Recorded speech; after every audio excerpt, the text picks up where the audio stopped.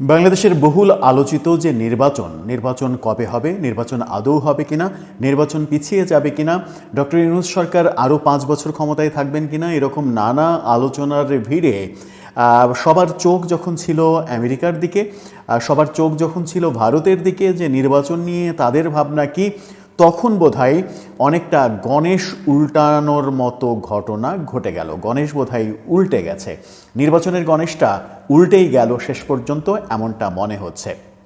নির্বাচন সময় মতো অর্থাৎ ডিসেম্বরের মধ্যে না হলে বিএনপি আন্দোলনে নামবে, সেই স্ট্র্যাটেজি থেকেও বিএনপি সরে এসেছে। বিএনপি ভাবছে নির্বাচন নিয়ে যদি আন্দোলনে নামা হয় তাহলে জনসমর্থন কমবে, তারা কৌশলে অন্য কিছু করতে যাচ্ছে এবং সেই অন্য কিছুর মধ্যে একটা বড় ব্যাপার রয়েছে, সেটা হচ্ছে যে সমমনা দলগুলোর সঙ্গে তারা একের পর এক মিটিং করবে, তাদেরকে বোঝানোর চেষ্টা করবে যে নির্বাচন ডিসেম্বরের মধ্যে প্রয়োজন, এমনভাবে সরকারের উপরে এক ধরনের চাপ প্রয়োগ করবে। আন্দোলনে বিএনপি যে বরাবরই কাঁচা একটা দল, সেটা আওয়ামী লীগের 15-16 বছরে স্পষ্ট দেখা গেছে। আন্দোলনে ব্যর্থতার কারণেই আওয়ামী লীগের ক্ষমতা দীর্ঘায়িত হয়েছে, এমন কথাও অনেকে বলেন, যেটা অনেকাংশেই সত্য বলে মনে করা হয় বাংলাদেশের রাজনৈতিক বিবেচনায়। নির্বাচনের গণেশটা আদতে উল্টে গেল কিনা, আমেরিকার খেলা উল্টে গেল কিনা, ভারতের খেলা উল্টে গেল কিনা, আর নির্বাচন যদি দেরিতে হয় তাহলে লাভটা কার? লাভ কি বিএনপির, এনসিপির, জামাতের, নাকি শেষ পর্যন্ত লাভটা গিয়ে উঠবে আওয়ামী লীগের ঘরে? নির্বাচন পিছিয়ে গেলে নিশ্চিত করেই দুটো দলের লাভের প্রসঙ্গ আসে। প্রাসঙ্গিকক্রমে রাজনীতিতে সময় নিতে চাওয়া এনসিপির লাভের প্রসঙ্গ আসে, আর একটা লাভের প্রসঙ্গ আসে হচ্ছে আওয়ামী লীগের লাভ হতে পারে নির্বাচন পিছিয়ে গেলে। যত নির্বাচন পেছানো হবে আওয়ামী লীগের জনপ্রিয়তায় যে ভাটা পড়েছিল সেই ভাটাটা আবার পূরণ হবে, আবার জোয়ার আসতে শুরু করবে। সুতরাং শেষ পর্যন্ত আওয়ামী লীগই লাভবান হবে, এটা অনেকেই বিশ্বাস করেন। আর সেই কারণেই নির্বাচনটা পিছিয়ে দেওয়া হচ্ছে। নির্বাচন পিছিয়ে দেওয়ার গেম খেলা হচ্ছে, যে গেম স্বয়ং সরকারই খেলছে এবং যে গেম খেলতে অনেকটা চাপ দিচ্ছে আমেরিকা এবং ভারত, এমন আলোচনা চতুর্দিকে শুরু হয়েছে। আলোচনাটি কি বাস্তবসম্মত, নাকি উটকো আলোচনা আমাদের ঘাড়ে এসে চাপলো? সেই আলোচনাই করবো এই ভিডিওতে। থাকবেন পলিটিক্স টিভির নিয়মিত আয়োজনে।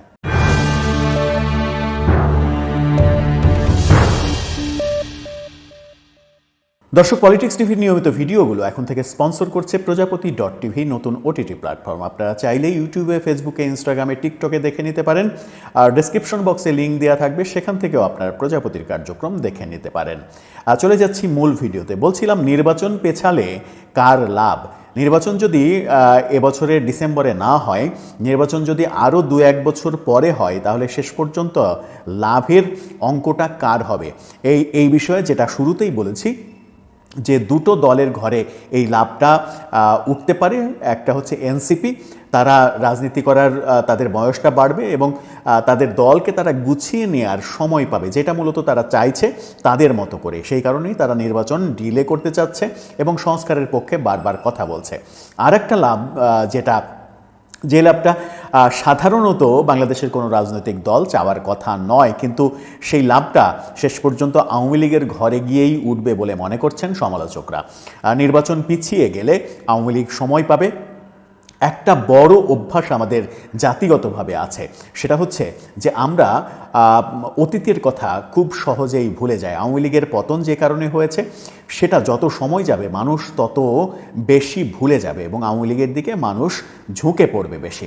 যেমনটা আমরা দেখেছি যে আওয়ামী লীগের আমলে আওয়ামী লীগের সমালোচনা যখন শুরু হলো, তখন সমালোচনাটা এমন পর্যায়ে গেল যে তার আগে বিএনপি সরকারের যত ভুল ছিল, যত দোষ ছিল, মানুষ সেগুলো ভুলে গেল। অর্থাৎ বিএনপির ভুলগুলো মানুষের চোখ থেকে উধাও হয়ে গেল।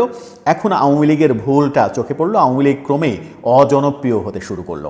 আওয়ামী লীগের পতনের পর আওয়ামী লীগের ওপরে যে রাগ, সেই রাগটা মানুষের ততদিনই ছিল যতদিন পর্যন্ত এনসিপি কিংবা ছাত্র সমন্বয়করা সঠিক পথে ছিল। যখনই এরা পথ হারাতে শুরু করলো, নানা রকমের সমালোচনার কাজ করলো, দখলবাজি টেন্ডারবাজি, সচিবালয়ে প্রভাব বিস্তার করা, বদলি, ট্রান্সফার, এটা ওটা, কোটি কোটি টাকার ডিল, সমন্বয়করা নিজেরাই নিজেদের বিরুদ্ধে কথা বলা, এরকম নানাভাবে তারা যখন অজনপ্রিয় হতে শুরু করলো তখন কিন্তু আওয়ামী লীগের জনপ্রিয়তা বাড়তে শুরু করলো এবং মানুষ ক্রমেই ভুলে যেতে শুরু করেছে। অলরেডি 8 মাস পার হয়ে গেছে। এই সময়ে অনেক মানুষই ভুলে যেতে শুরু করেছে আওয়ামী লীগের ভুলগুলো। এখন অনেক মানুষ বলার চেষ্টা করছে আগেই তো ভালো ছিলাম। তার মানে হচ্ছে চলমান সময়ে যখন বাস্তবতাটা নেগেটিভ হয় কিংবা শাসকের অনুকূলে যারা থাকে তারা যখন একের পর এক ভুল করে তখন মানুষ খুব সহজে, বাঙালি আমরা খুব সহজেই অতীতেরটা ভুলে যায়। আর সেই সূত্র ধরে আওয়ামী লীগের জনপ্রিয়তা ফিরতে শুরু করেছে। সেই কারণেই কি ভারত এবং যুক্তরাষ্ট্র বাংলাদেশ সরকারের উপরে একটা নতুন চাপ তৈরি করেছে যে নির্বাচনটা পিছিয়ে দেওয়া হোক, যেন পিছিয়ে দেওয়া সেই নির্বাচনে অংশগ্রহণ করে আওয়ামী লীগ ভালো রেজাল্ট করতে পারে। আওয়ামী লীগ সম্পর্কে যে সকল ধারণা জনগণের মনে বদ্ধমূল হয়েছিল সেই ধারণাগুলো যেন পাল্টে যেতে শুরু করে। ভারত থেকে খবর আসছে, ভারতের প্রধানমন্ত্রী নরেন্দ্র মোদী বাংলাদেশের প্রধান উপদেষ্টা ডক্টর মোহাম্মদ ইউনূসের কাছে একটা গোপন বার্তা পাঠিয়েছেন এবং সেই বার্তা শেষ পর্যন্ত নির্বাচনটা দ্রুত না করারই বার্তা, নির্বাচন না করে সংস্কারের প্রতি ভারতের সমর্থন, এমনটা শোনা যাচ্ছে কানাঘোষা। আবার আমেরিকা ব্যাপারটা স্পষ্টই করে দিয়েছে, তারা রাগঢাক করেনি। আমরা জানি যে আমেরিকার 3 জন প্রতিনিধি দল বাংলাদেশ সফর করছে, 2 জন উপসহকারী পররাষ্ট্রমন্ত্রী এবং আরেকজন মায়ানমারে নিযুক্ত আমেরিকার রাষ্ট্রদূত। এই 3 জন বাংলাদেশ সফর করছে। তারা প্রধান উপদেষ্টার সঙ্গে মিটিং করেছে, বিভিন্ন রাজনৈতিক দলের সঙ্গে মিটিং করেছে এবং সর্বশেষ যে তেলেসমাতি ঘটনাটা ঘটেছে সেটা হচ্ছে সংস্কারে সমর্থন দিয়েছে তারা। সরকারের যে সংস্কার কার্যক্রম সেই সংস্কার কার্যক্রমে মার্কিন প্রতিনিধি দল সমর্থন জানিয়ে ফেলেছে অলরেডি। অর্থাৎ তারা দেশে ফিরবে, তাদের দেশ থেকে নতুন বার্তা আসবে, সেই পর্যন্ত তারা অপেক্ষাই করেনি। তারা বাংলাদেশে থাকতেই বর্তমান সরকারের সংস্কার কার্যক্রমের প্রতি তাদের সমর্থন ব্যক্ত করেছে।